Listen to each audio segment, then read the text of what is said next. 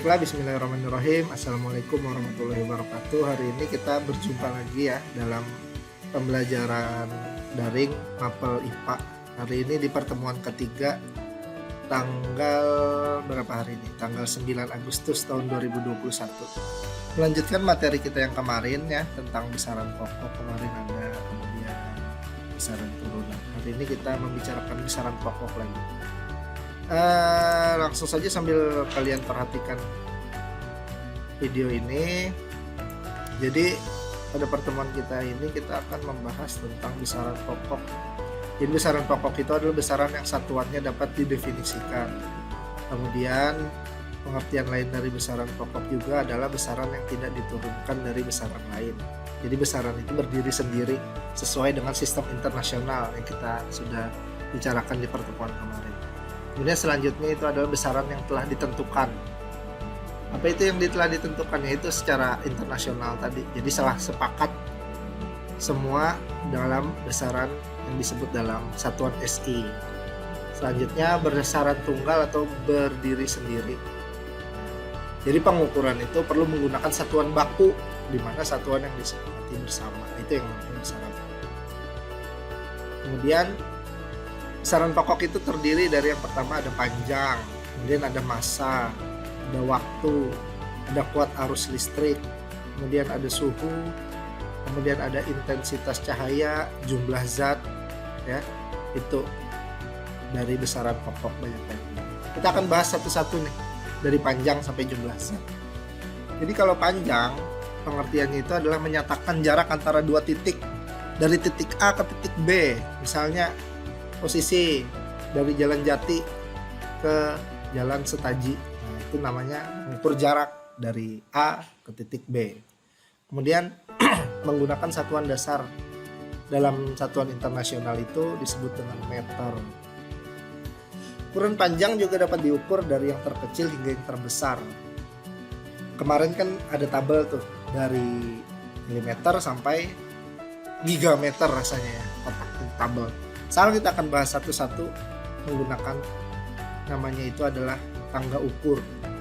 Nah, kalau di dalam tangga ukur ini nih gambarnya nih, kita lebih bisa memahami dari milimeter, ini milimeter, sentimeter, desimeter, meter, dekameter, hektometer hingga kilometer. Nah, satuan-satuan inilah yang keseharian kita jumpai.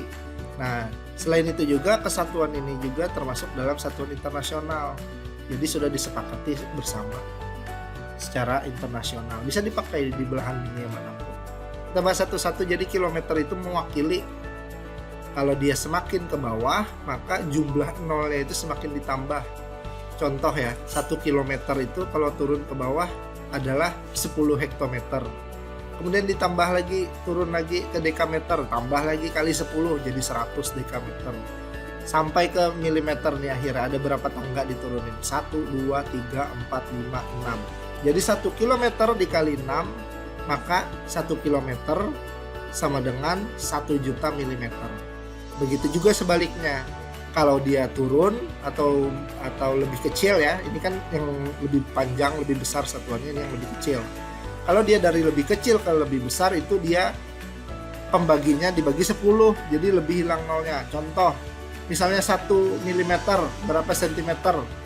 Dibagi aja 1 dibagi 10 jadi 0,1 cm. Lebih mudahnya jika kita balik, ini kan milimeternya 1 juta tadi ya. 1 juta milimeter sama dengan 100.000 cm.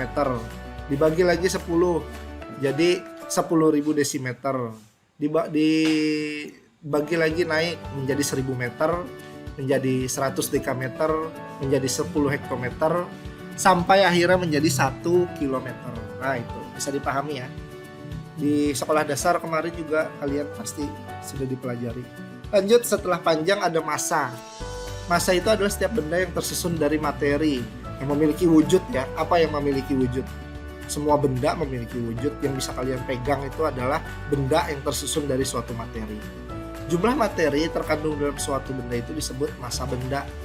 Jadi nih, Bapak punya contoh nih, apa ini? Obat nyamuk nih ya. Dia memiliki massa ada di dalam yang Bapak pegang ini. Ada ukurannya kalau kita timbang. Sama yang ada di sekitar kalian juga, coba lihat. Semuanya pasti memiliki jumlah materi yang dapat ditimbang, yang disebut dengan massa benda. Kemudian dalam sistem internasionalnya itu, massa diukur dalam satuan kilogram, dilambangkan dengan kg dalam bahasa Indonesia ya. Kemudian massa itu tidak sama dengan berat, beda ya. Massa itu ditentukan oleh kandungan materi, kandungannya ini massa. Sedangkan berat itu tergantung pada gravitasi. Kenapa bedanya? Karena itu suatu yang dapat diukur dengan perbedaan. Jadi kalau massa itu adalah berat asli dari benda ini. Kalau berat itu beda, tergantung dengan gravitasi. Beda kalau kalau gravitasi itu kan antara galaksi dengan planet lain itu berbeda. Satuan gravitasinya berbeda. Nah, jadi itu tidak sama massa dengan berat. Kalau massa itu adalah kandungan aslinya. Kalau berat itu tergantung dengan gravitasi. Selanjutnya setelah massa itu ada waktu. Waktu adalah selang antara dua kejadian atau dua peristiwa. Nah, satuan SI-nya untuk waktu itu adalah second, S lambangnya. Contoh, satu hari itu kan 24 jam. Itu adalah selang waktu antara dua kejadian. Kemudian 1 jam itu adalah 60 menit. Sedangkan 1 menit adalah 60 sekon atau 60 detik. Ya, detik atau sekon. Oke? Nah, itu dia. Jadi, besaran pokok yang paling penting itu adalah 3 itu aja dulu. Waktu, kemudian ada massa, kemudian ada panjang. Itu besaran pokok.